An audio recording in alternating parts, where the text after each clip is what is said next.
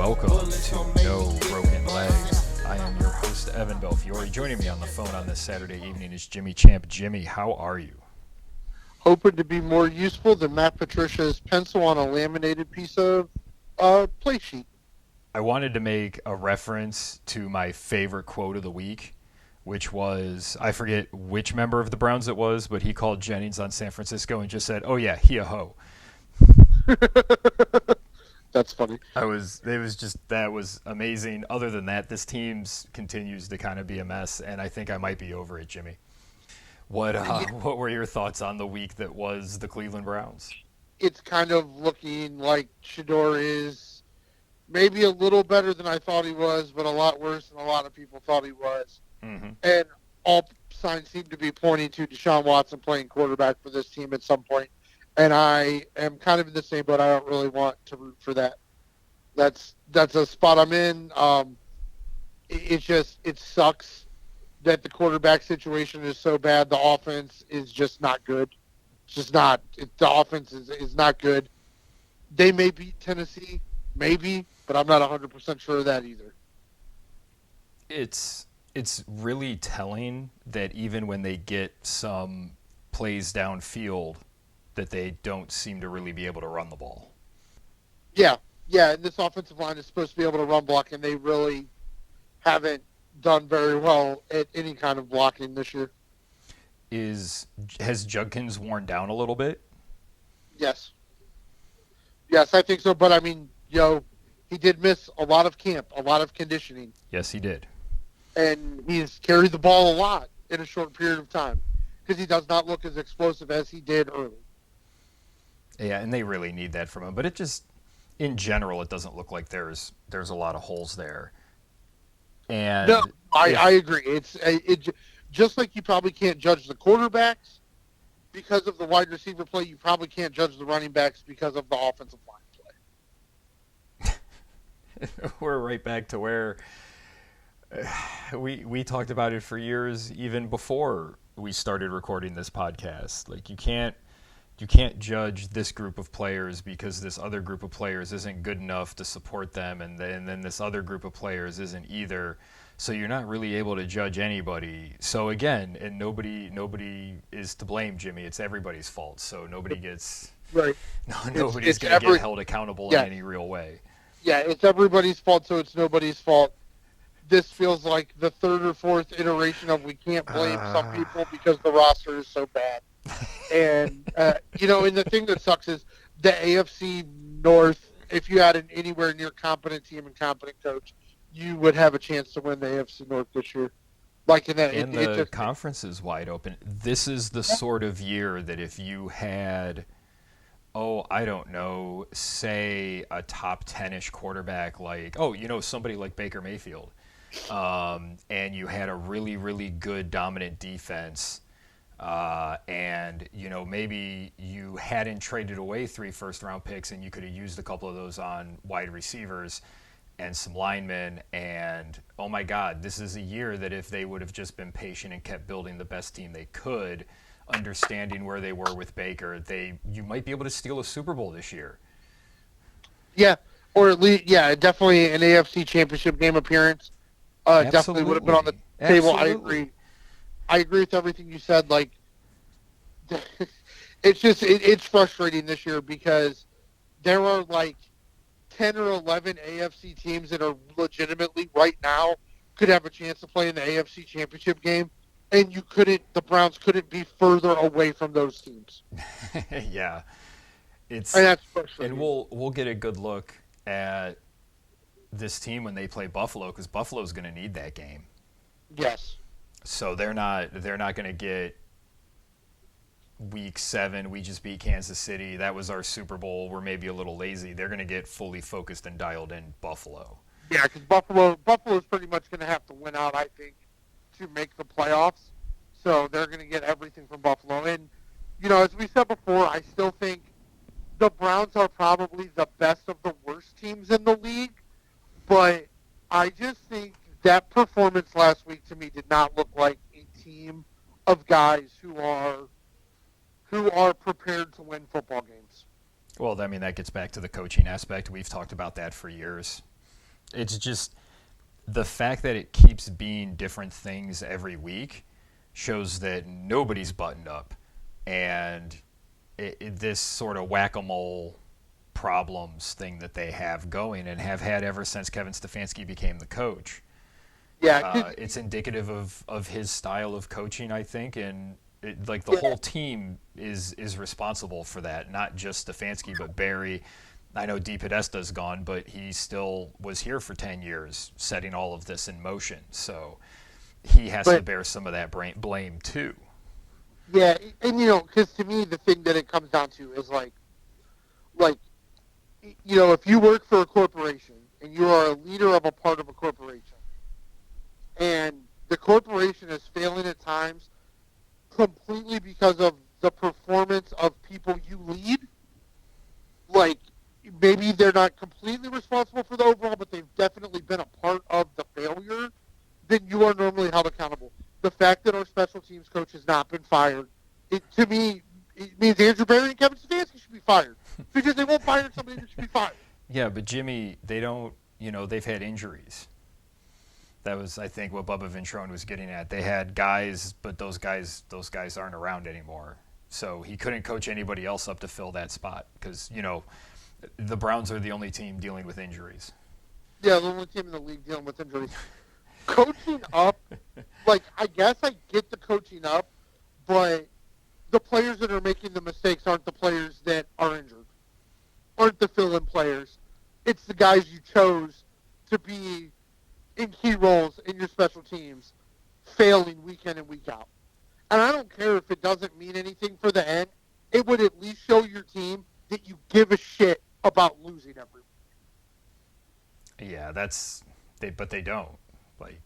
It just that's why I think everybody's coming back. I think they've just been given a pass by Haslam, and everybody's going to be back with a worse roster next year, and it's going to be brutal, man. I don't say that because I relish that, because this podcast is a lot more fun when the Browns are good. Yeah. We've talked about this shit for so long that it's just looking ahead of another season of that is pretty daunting. Because the thing is next year would have been, or is, excuse me, is the end of the brunt of the Deshaun Watson contract. Yeah. But now you have the start of the Myles Garrett contract that's going to limit roster ability. And I think that you can work around Garrett's contract because he's actually performing at a high level.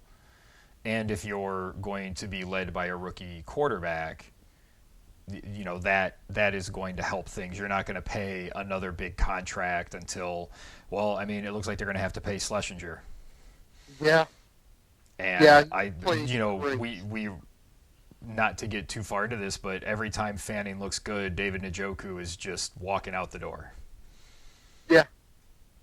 Yeah. And I don't blame him. I've never thought as highly of Njoku as everybody else. I think he's got a world of talent, but I'm personally rooting for him to go somewhere that will use him in the way that we occasionally saw him used. Yeah. And see what does that look like, because I don't think the Browns ever really put him in position to make the most out of what he can do. That's very fair, and that stinks, because talent-wise, he's probably still one of the 10 most physically gifted tight ends in the league. Yeah, he is. It's like everybody. They don't find ways to get their best players the ball. Yeah. Yep. And we don't want to get lost on this before we get to the next game, but I did also want to mention Shador's just flagged Jerry Jeudy on a touchdown pass. Not once, but twice, because he should have read it and thrown the pass a second sooner. Yeah. Before he had cleared everybody. And that doesn't bode well, because those are the types of throws you have to make. I think we have been ultra critical of Jerry Jeudy. Yes. And it's been fair. The only person that's more critical of him is Mark Schlereth. That is true. But what I will say is, just like we saw with Amari Cooper, with Deshaun, I can't blame a wide receiver for being frustrated with subpar quarterback play every week. Yeah, I can Like, see that, but he's, like oh, I he know. also dropped a lot of passes earlier this year, so, Sure. maybe keep your mouth shut. Yeah. Like I'm just saying, Yeah. Jerry, keep your mouth shut. You haven't been perfect this year either. No. No, but I mean, those were some pretty good routes he ran to get open for touchdowns and just. I'm sure it's frustrating. Do you remember?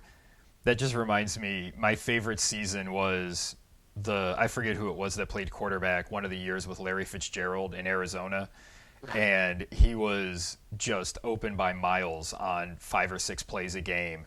And whoever their quarterback was would either underthrow him or overthrow him. I mean, just completely uncatchable balls.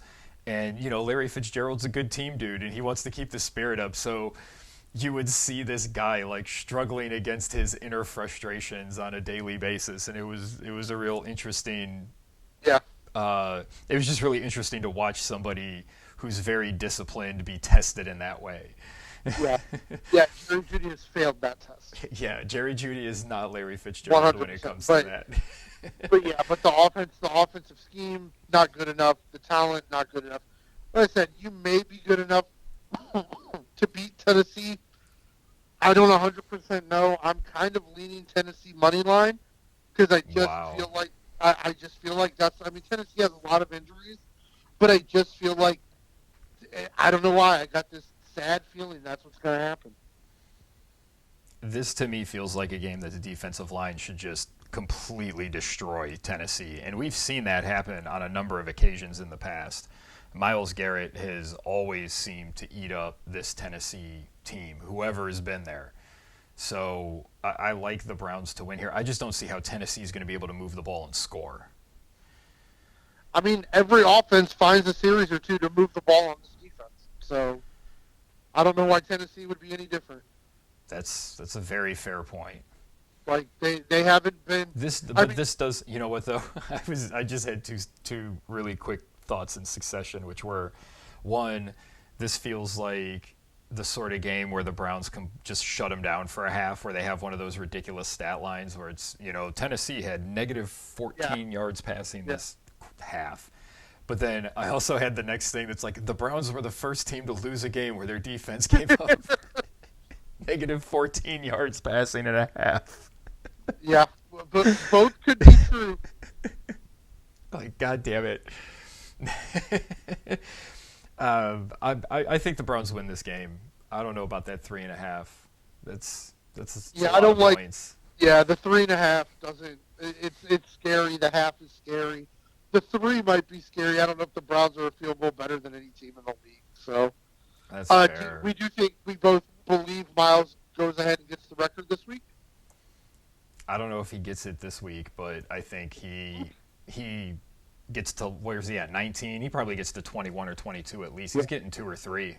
You think he gets 2 or 3? I mean, he could go bananas against the poor Tennessee.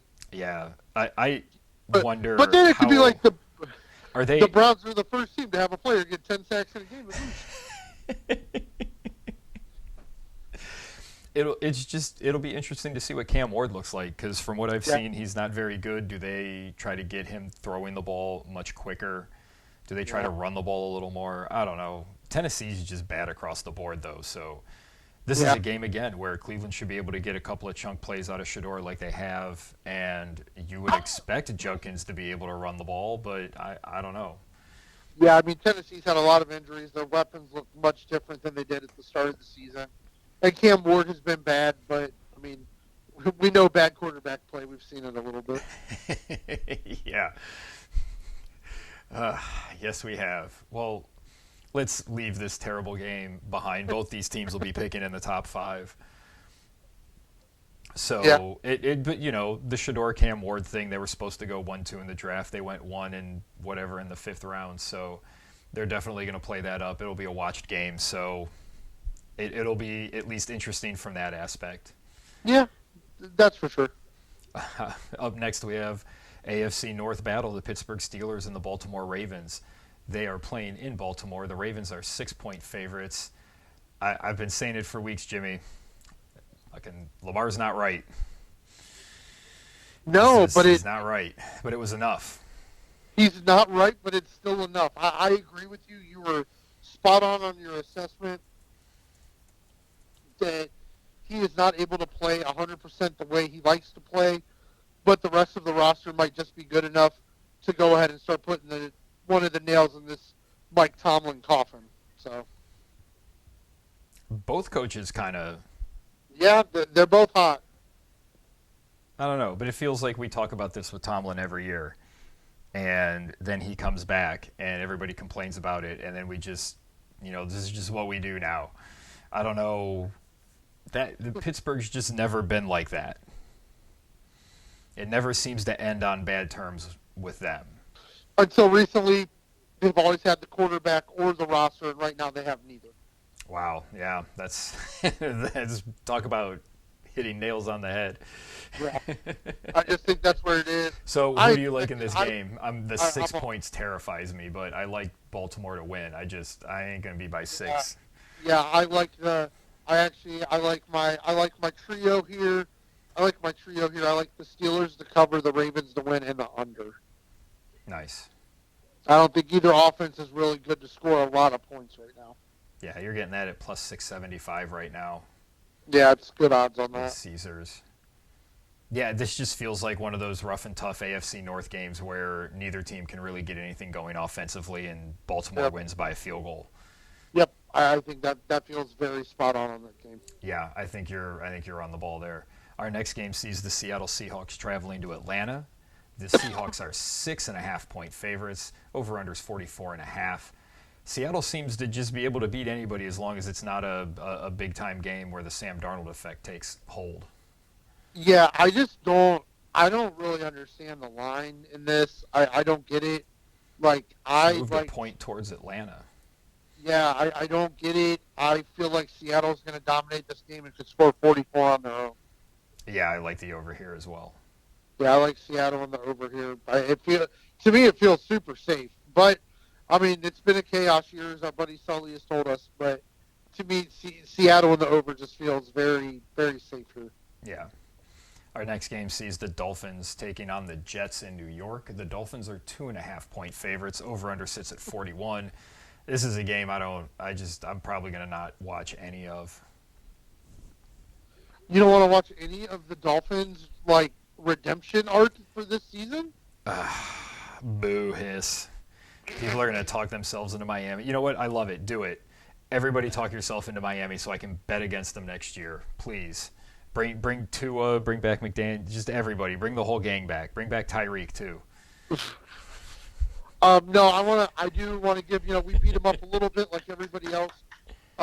Kudos to DJ Mikey McD for figuring out how to beat teams he should beat with an okay roster, and that continues this week. I think they beat the Jets by a touchdown here. All right, I'll concur with you, even though I don't want to watch this game. Up next, the Cincinnati Bengals are 6-point underdogs on the road in Buffalo against the Bills. Big over/under on this one, 53.5. Cincinnati having a chance at the AFC North is pretty disgusting. The Bills really got to have it too, Jimmy. What are you expecting here? I think a lot of offense, and I think we're on roller coaster Josh Allen, but I think he's on the way back down. So I'm taking the Bengals in the over here. Wow. 5.5.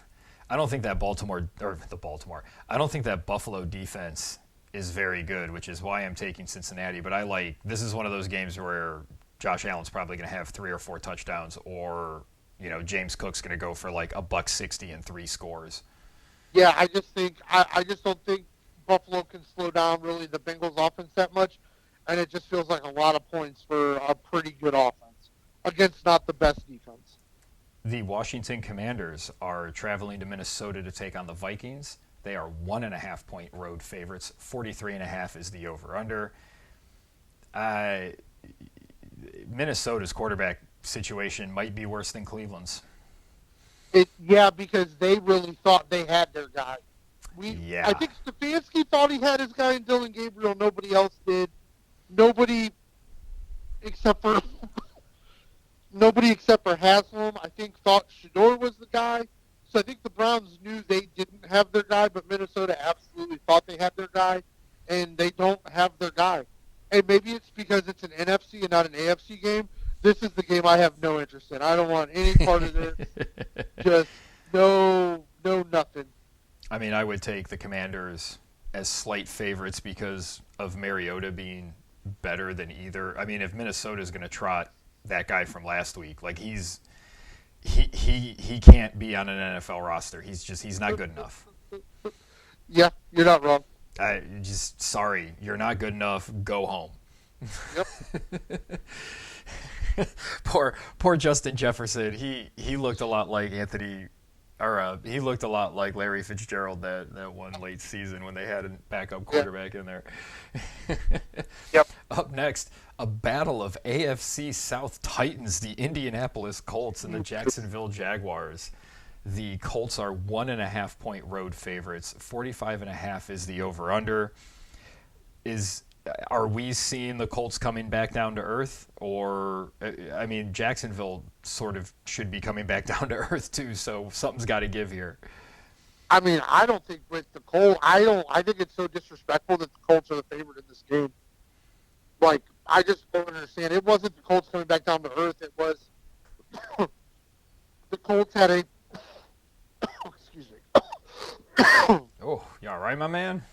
I have the freaking cough I can't get rid of. I was sick a few weeks ago, got better, and now it's like the cough has come back. Yeah. Everything else is okay, but the cough is just so dry I can't get rid of it. I think it's disrespectful that the Colts are a road favorite in this game. I don't understand. They have won one game against a team that's halfway decent, and that was a super close game. Jacksonville does not have the defense Houston does, but an injured Daniel Jones means you can put 8 or 9 guys in the box to stop Jonathan Taylor, and the Colts receivers aren't good enough to beat you. And Trevor Lawrence is playing weird football where he makes 3 great plays and 2 bonehead plays every game. I think the 3 great plays will be the outcome in this game, and I'm all over the Jaguars here. I am too. I have a stat for you, Mr. Champ. Yeah, let's go. How many teams do you think have given up fewer than 1,000 yards rushing this season? Spoiler, it's 1. Is it only 1?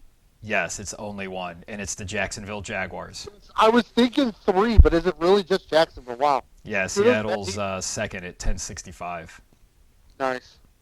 I thought maybe yeah, okay, that's a hell of a stat. Yeah, I mean, it was obvious last week. If Jonathan Taylor cannot get positive yards on first down, that team is stranded. Yeah, I like Jacksonville. Oh, and same games played there for those teams as well in the top 5. So it's not like Jacksonville had one less game. Yeah. Same games played. Yeah, I like Jacksonville home dogs. I'll take it. Our next game sees the New Orleans Saints traveling to Tampa to take on Baker and the Bucs. Buccaneers are 8.5 point favorites. Over/under sits at 41.5. New Orleans is another example. Like, they got a guy who's just not a quarterback. It looks like. Yep. Sorry, bud. Sorry. I want to be an NFL quarterback too, but we don't all get to do it. That's just how it works. It's a very limited. That said, field that he doesn't belong in. Bucky Irving coming back last week was big for Tampa Bay. Yes. I think Tampa wins this by 2 scores easy. I'm all over Tampa here. Yeah, I like Tampa. They should win this by double digits. Yeah. Yep. Up next, the Denver Broncos continue their run going into Vegas to take on the Raiders. They're 7.5 point favorites. Over/under's 40.5. Is this another game where can Denver cover this with just their defense? Yes. Yeah, that's what I think too. And Oakland I just didn't expect I thought Genti was going to be really good. Brock Bowers is really good. I didn't think Geno would be this bad. I thought the Raiders were going to be competitive, and they just have not been. Yeah, it's Geno. He's just been really bad. Yeah. Yeah, it's just been the worst of him. What a bummer. He played so well in Seattle, but what are you going to do? Up next, the Green Bay Packers are 6.5 point home favorites taking on the is it NFC North 1 seed Chicago Bears? Yeah, Over yeah. under is 44. This is the sort of game that I like to think about in terms of like, is Chicago ready for this? I don't think they are. I like Green Bay here. What do you think? I like the Packers here as well. Wow. I think Caleb.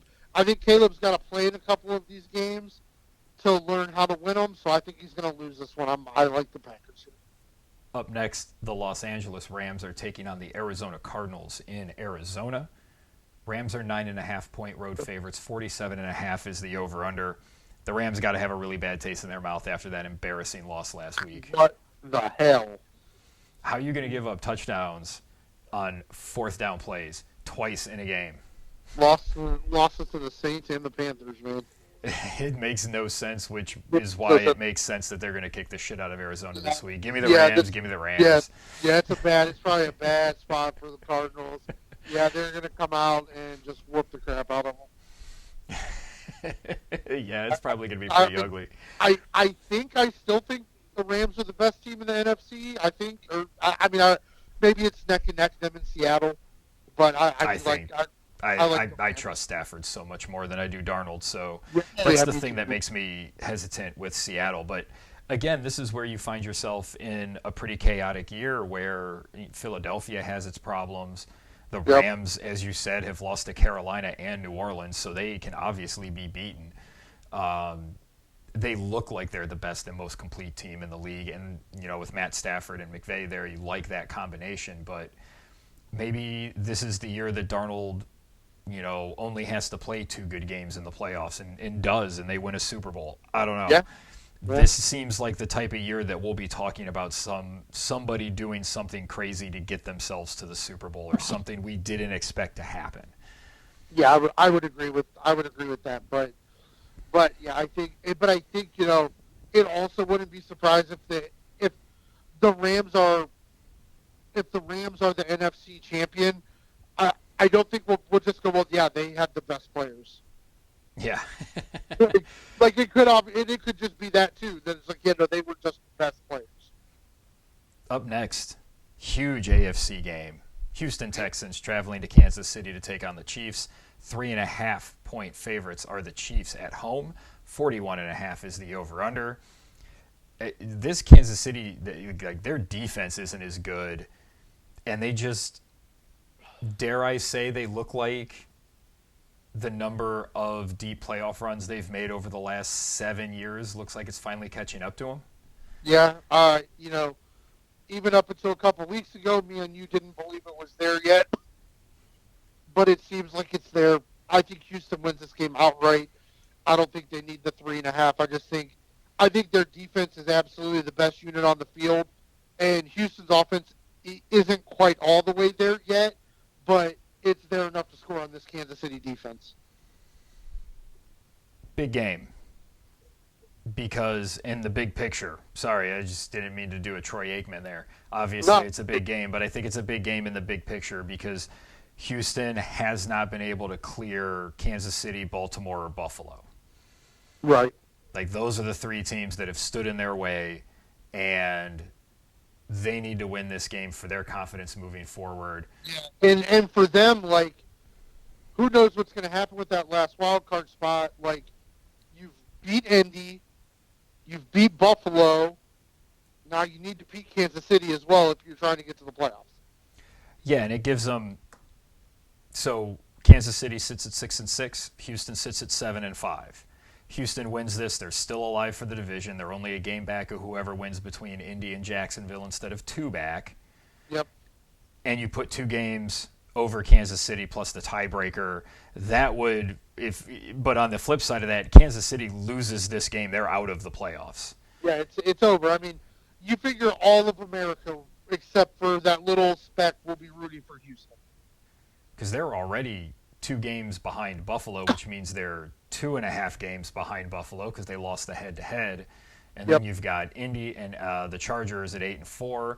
They could get a game back on the Chargers and even that up, but they're still going to need help even if they win this game. So I think they come out desperate. I like Kansas City in this game. Oh, you just talked yourself into Kansas City. How? Yeah, Wow. I think they're going to be a desperate team, and I think they're going to play good football. I think Patrick Mahomes right now is less mobile, Fair. less agile, and playing with less confidence than Josh Allen. And the Texans sacked Josh Allen 8 times. So Man. I just say I think the Texans defense. I think Will Anderson is pushing to be like, Miles might have a few more sacks than me at the end of the year, but my team's winning games like defensive player of the year kind of run. All right, they keep it. I still think Kansas City wins. Houston covers. All right. So and you think maybe Kansas City wins by a field goal? Yeah, like 24-21. Okay. All right. See a little fourth quarter Patrick Mahomes magic. I mean, I kind of miss it, to be honest. Like I miss the Chiefs being really good. Like I do. I mean, I miss the consistent winning bets, so that part's a bummer. But it definitely for both of us, the Chiefs not making the playoffs hurts a lot of our preseason bets. Yeah, this is going to be one of those years for me that I go, man, this year was rough, but then I'll look at the previous 3 years and go, but look how much money I made on Kansas City the previous years. So we're way ahead in the long term. Yep. As they say on Wall Street, when in doubt, zoom out. There it is. Our next game sees the Los Angeles Chargers hosting the Philadelphia Eagles. The Eagles are 2.5-point road favorites. 42 is the over-under. I don't, like... I think the Eagles just riding that razor's edge, man. Yeah.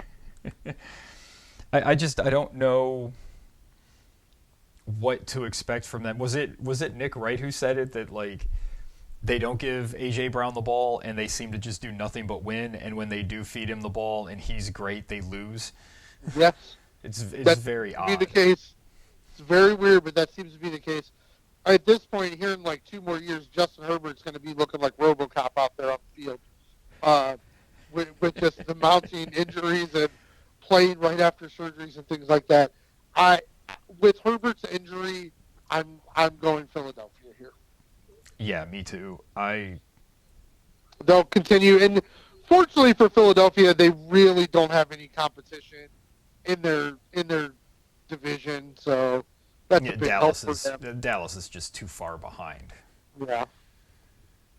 It'll be interesting though.